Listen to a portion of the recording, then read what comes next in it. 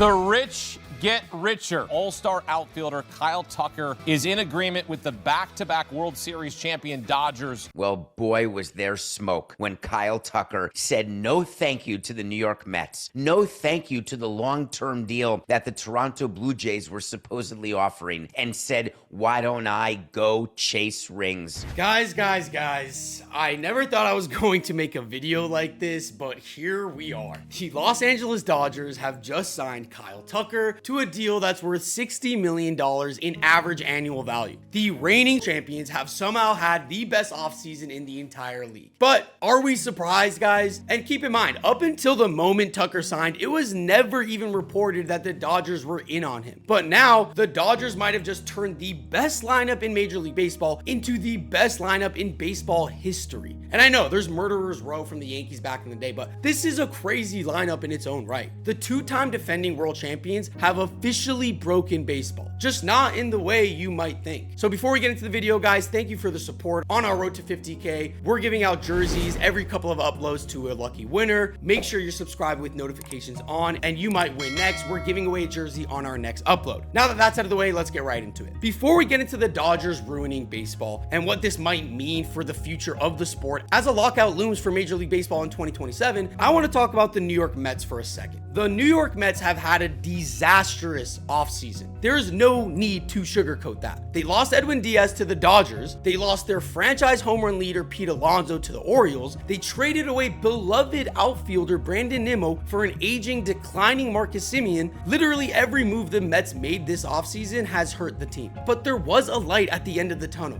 One move that could have saved the Mets offseason entirely. If they just signed Kyle Tucker, the New York Mets wouldn't have just been favorites to win the NL East. They would have been projected to have a higher record than the New York Yankees. The Mets had a chance to take back New York from their crosstown rivals, and they knew it. That's why they offered Kyle Tucker a short-term deal with an AAV close to $50 million. Mets owner Steve Cohen was confident. He even tweeted out, "Let me know when you see smoke," which was a reference to the election of a new pope, and honestly, I don't blame him. Prior to the Dodgers signing Tucker, a $50 million AAV contract was absurd. It was already seen as an overpay. Surely they were the favorites to sign him. But then the Dodgers come out of nowhere, as they do, and they blow that number out of the water and offer him $60 million. His contract is so far high and above what anybody expected. But before we get into the Dodgers, I need to say this. This was a complete implosion by David Stearns and the New York Mets. Not because they lost two of their franchise icons, not because they lost out on Kyle Tucker, but because they made personnel moves strictly to accommodate Kyle Tucker. They were acting like they were already a foregone conclusion to get Tucker. You're telling me the Mets trade Brandon Nimmo to the Rangers for a declining second baseman because they wanted to? No, they wanted to open up an outfield spot for Kyle Tucker. As for the Blue Jays, this isn't as big of a deal. In fact, I'd be more upset that Tucker signed with the Dodgers because they just beat them in the World Series. They already got Dylan Cease, they got Cody Pence, Tyler Rogers, and Kazuma Okamoto. They've made moves. In fact, now that Tucker is off the market, they can at least pivot to Bo Bichette. They'll still compete and make the playoffs in 2026. They got better. But what about the Mets, guys? They already missed the playoffs. Now those are the real losers in this entire situation. The Mets might not make the playoffs again and again. They still have Juan Soto on that massive contract that they have to make worth it.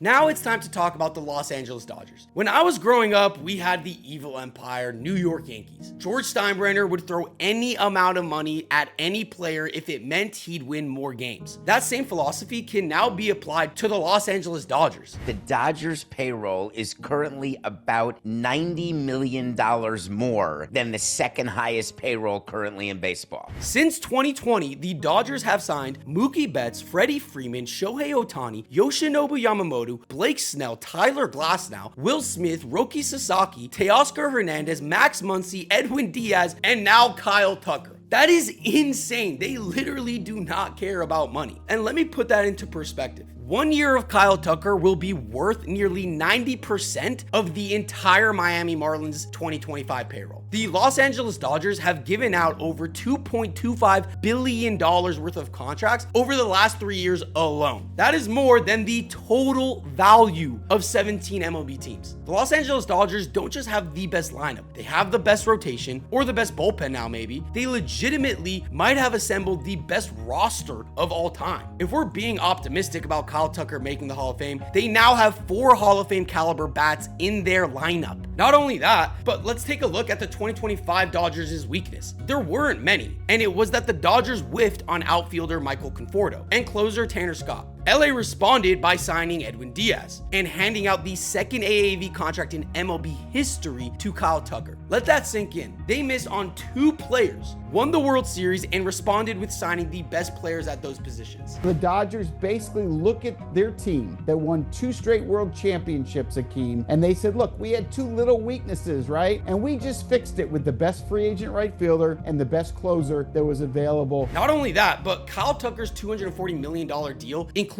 just $30 million in deferred money, which means that Tucker is guaranteed $210 million over the next 4 years. That is still higher than the Mets' reported offer. So that leaves us the question: did the Dodgers just ruin baseball? Now, it's easy to obviously say yes. What is the point of watching? They're gonna win again. And I agree with that to an extent, but let's be very clear here. There are 29 other MLB teams owned by 29 other billionaires. If they wanted to sign Kyle Tucker or any other superstar to a similar deal, they very much could have. I don't want to hear this nonsense of, oh, we're a small market team. These guys are billionaires. They can do deferred money as well. They can pay up if they want to put that on the table. We've seen 2 historic spending teams like the Red Sox and Yankees make a very public decision to cut back on spending. A team like the Seattle Mariners have basically told fans they're okay with winning 87 games a year if it means making the postseason. The rest of MLB is simply complicit with where they're at. But the Dodgers, they're taking advantage of the rules. They're running their team like they're playing MLB The Show franchise mode. You take over a team, throw as much money as you possibly can at a top free agent, and rinse and repeat after you dominate in a simulated season. Except this isn't MLB The Show, this is real life. The Los Angeles Dodgers don't care if they have to pay hundreds of millions of dollars in luxury tax. They do the simple math and realize if they win a World Series, they'll make back triple that in revenue. But what they're not taking into account is they might be forcing MLB to stop their historic spending. Let's remember one very important factor in this entire situation. The MLB's current CBA runs out after the 2026 season, and it is abundantly clear that 29 other MLB owners are on a different page than the Guggenheim Group, who currently own the Dodgers. Before the Kyle Tucker signing, I would have said a lockout was 50-50. We even saw the Pirates and other smaller teams actually making moves. But after they gave Kyle Tucker $240 million over 4 years, I will bet my life this lockout is going to be a bloodbath. Guys who want to win go to the Dodgers. They get who they want, and they obviously wanted Kyle Tucker. They can afford it. They want to win. Give them credit. They're doing everything very, very well. The other 29 MLB owners have made it clear by their actions they're not willing to match the Dodgers spending. And if they have it their way, which they likely will, they'll figure out a way to maintain competitive balance. Whether that's a salary cap, an off-season spending limit, or getting rid of deferrals, something will change. Something has to change. But I do want to make something very, very clear. Are the Dodgers breaking baseball? Yes, but it's not their fault. We've already established 29 other billionaires can spend like they're spending. They're just not. It's not like the Dodgers are doing something illegal. This is allowed. Anyone can take advantage of the current rules. The Dodgers are working in the framework given to them by MLB, and they are dominating it. Be mad at the Dodgers on the field, but in the front office, on the financial side of things, be mad at the 29 other owners and the MLB for allowing it to happen. By the way, the Los Angeles Dodgers currently have the #1 ranked farm system in all of baseball. Not in the NL West, not the NL, all of baseball. If you think the Dodgers' dominance could be at risk because of injury, they have another line of superstars waiting to get called up. As for Kyle Tucker, he's the big winner here, obviously. There are opt-outs in Tucker's deal after year 2 and 3, meaning he could hit free agency again after collecting a crazy bag and a few more rings. And at just age 31, we just saw Alex Bregman get $175 million at age 31. Kyle Tucker could make $120 or $180 million in LA, then just leave to sign another mega contract. Is Kyle Tucker the Kevin Durant of MLB? If you guys remember, KD joined the Warriors after they were already champs. Kind of, without a doubt. Now, I think KD's was a bit worse because KD could have gotten more money from other teams in NBA, but he decided to say, screw that, let me join the champs. Tucker, yes, he joined the champs, but he got the most money anyone was gonna give him. But besides for that, this one signing flips the script and could single-handedly cause a 2027 lockout to be way worse than we thought it was gonna be. So here's the question. How do we fix this situation? Well, number one, I want to fix this situation without affecting players' earnings in a big way. It's so easy to just slap a salary cap on the sport, but that would simply cap players' earnings and limit what they can make each season. Instead, and I've been saying this, we need a salary floor on the sport and limit how much a team can put into deferrals as a whole. Because yes, there are other owners that are billionaires, but maybe they don't feel comfortable paying $20 million a year for the next 10 years if they aren't as rich as the Guggenheim Group. This way, we'd literally be forcing cheap owners to spend more money to make that salary floor, and teams can't do that stupid deferral loophole to just pump money into the future. Now, if there's another way I'm missing to force owners to spend money, I'd love to know it, but simply putting a salary cap on the sport is not the answer. As for the Dodgers and all of this, I doubt they care. The damage has already been done. They already have a lineup and rotation full of all-stars. They already have all that deferred money. Any major decision made in the next CBA